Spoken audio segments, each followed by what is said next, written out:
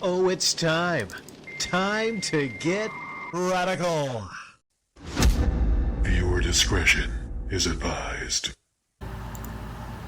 Welcome to Radical Comment of the Week for June the 7th through June the 13th, 2021. These are the very best comments from that time period. Starting out with the honorable mentions, we got the Winged Avenger, Wolfpack 1, and Brian. The bronze medal comes to us from Juliet India Mobile. The man is a con artist, plain and simple. Talking about John Hancock. Can't obtain the games on his own, so he has to come up with a front to get the games. What's the most believable front for a humble teacher? A humbly fake museum.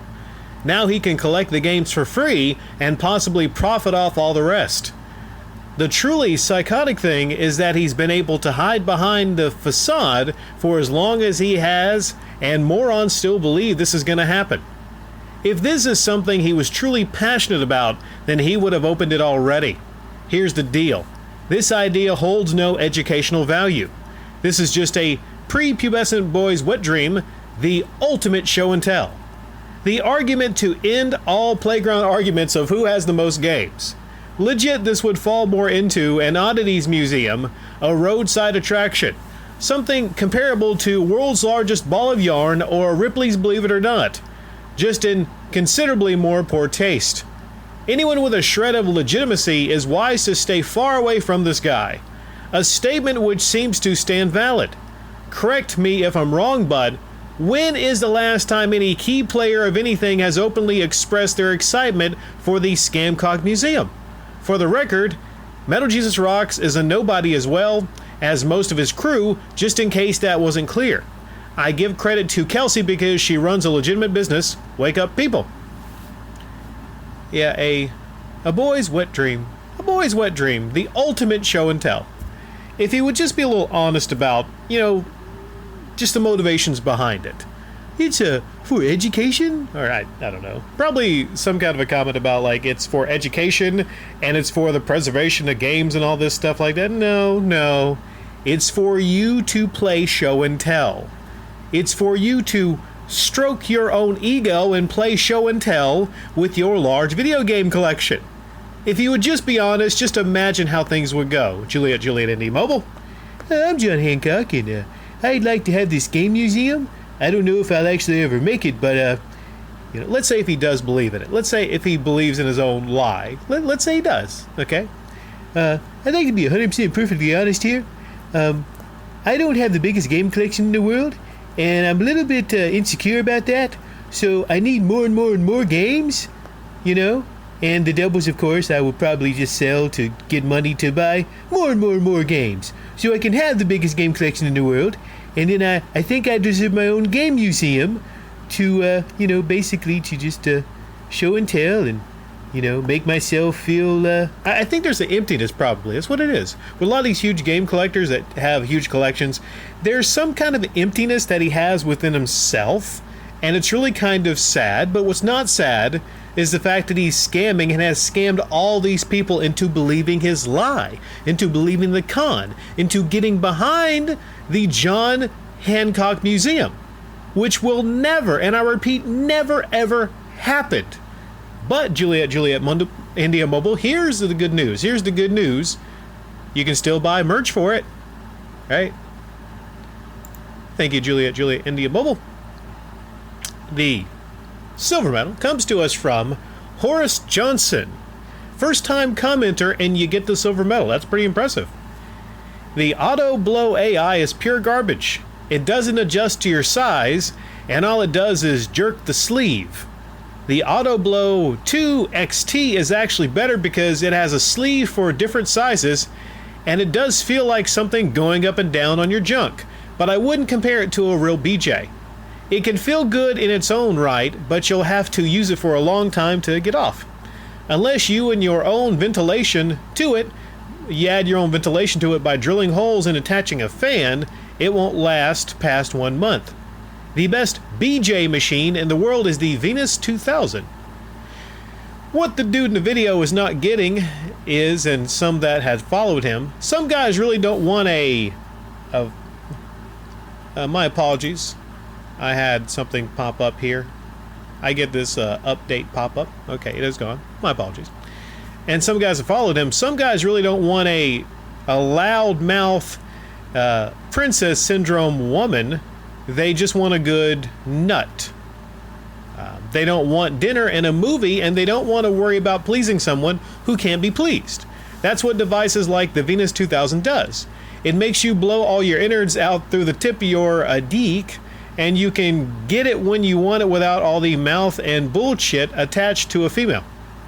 Right now in my area, I can just cross a certain bridge here and drop $20 for an 18-year-old BJ, so it's not a matter of getting it. Not in this world nowadays. Ask yourself this. If a man can take the tits and ass off a woman and mold a new woman with just that, leaving behind all the other BS, how many men would do that?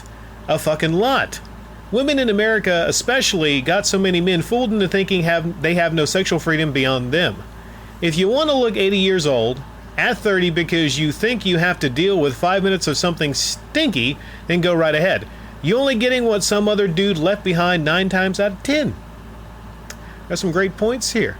And I like how you segment from talking about the Autoblow AI into talking about relationships as general. That's something I do from time to time, as a frame of reference. And you put a lot of thought into this, But you've also bought one of these machines and you put it on your junk, which, honestly, that's kind of funny. It is, right? But you've used it, and I don't know. I get your thoughts. Maybe you've had a lot of issues with women. Maybe you've had bad relationships.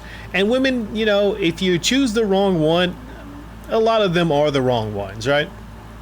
I like to go into things like relationships with low expectations. I do.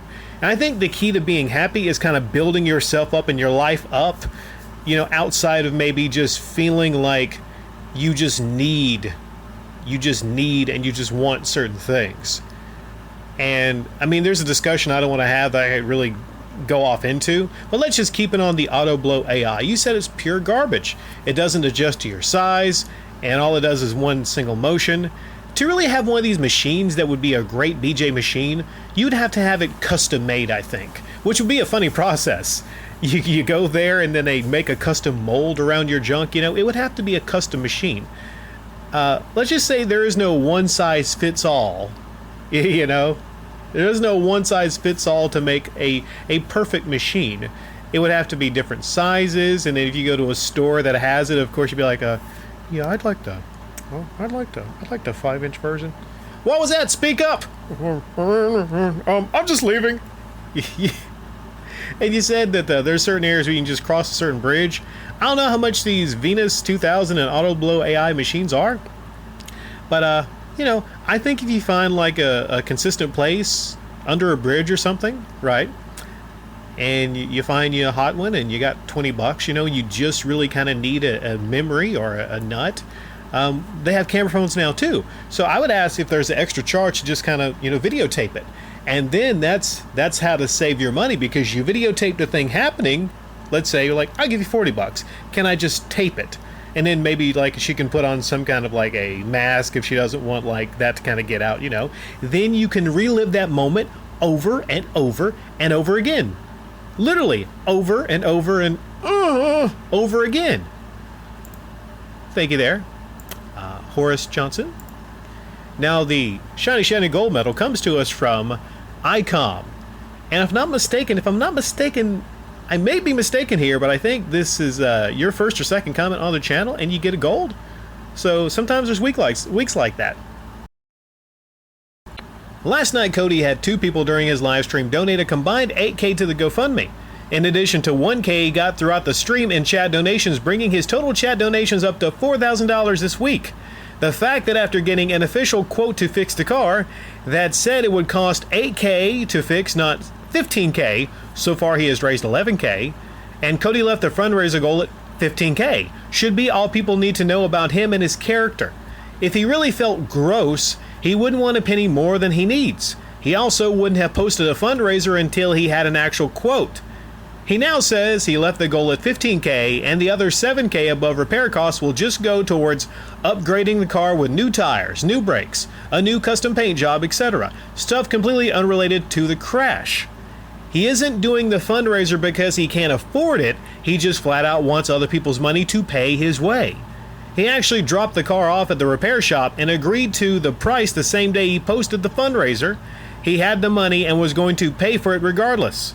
The whole fundraiser is just a ploy to get people to pay for his car plus upgrades so he can save away the $5,000 a week he gets in donations, plus his ad revenue, plus his 420 memberships, etc. His shameless beggary knows no bounds. Cody had a viewer volunteer to pay $8,000 for him to replace his broken HVAC system in his house because he is broke and can't afford it. It was tough, but of course Cody took the money. It's all an act. He has no self-respect and doesn't care to have any. He has learned that if he acts and says he can't afford something, someone in his community will feel bad and just pay for it.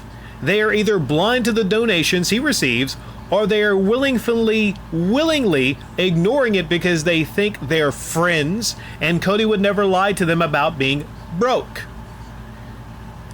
There are no bounds to his e-beggery.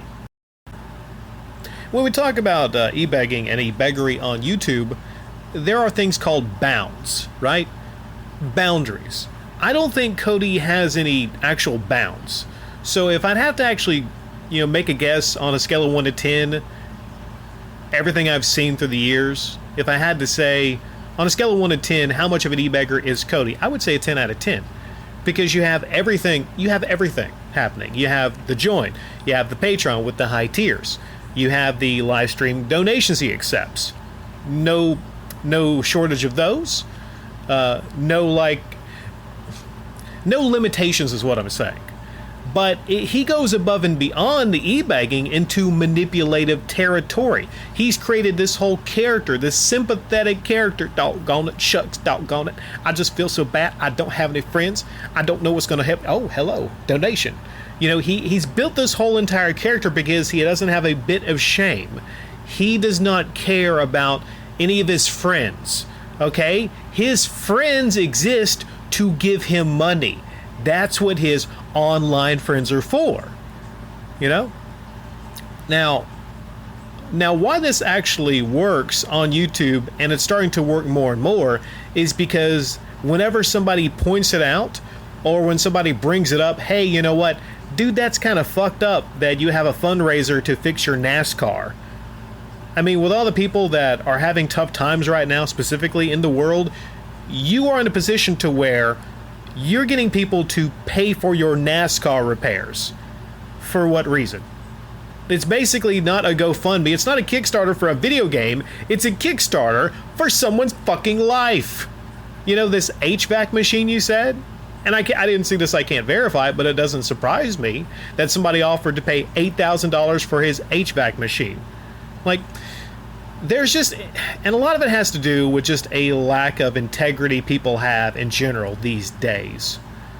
This would be unheard of years ago, online especially, but this would be unheard of for one of your friends to offer you $8,000 to fix something in your house.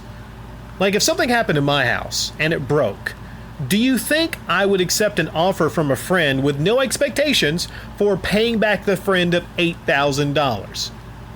I would not. I have integrity as an individual. I have integrity. Why is it that integrity is such a hard thing to find nowadays? People ask, hey Rick, what's your point in speaking out and giving your thoughts on things of this nature? Well, I just kind of like giving my thoughts on things, and people enjoy hearing my thoughts, but one of my ideas is maybe I want to bring back integrity.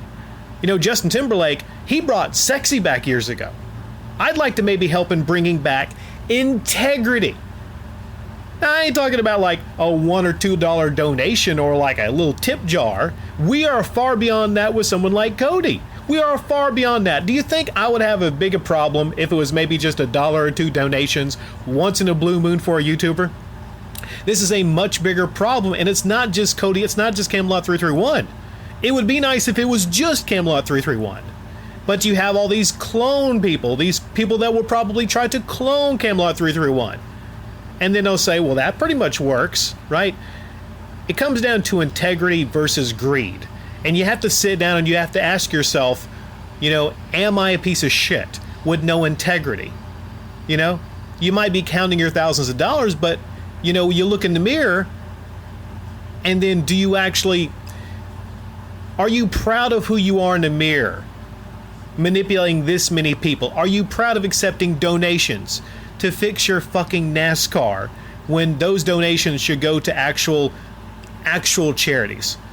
Not the charity of helping Cody in his life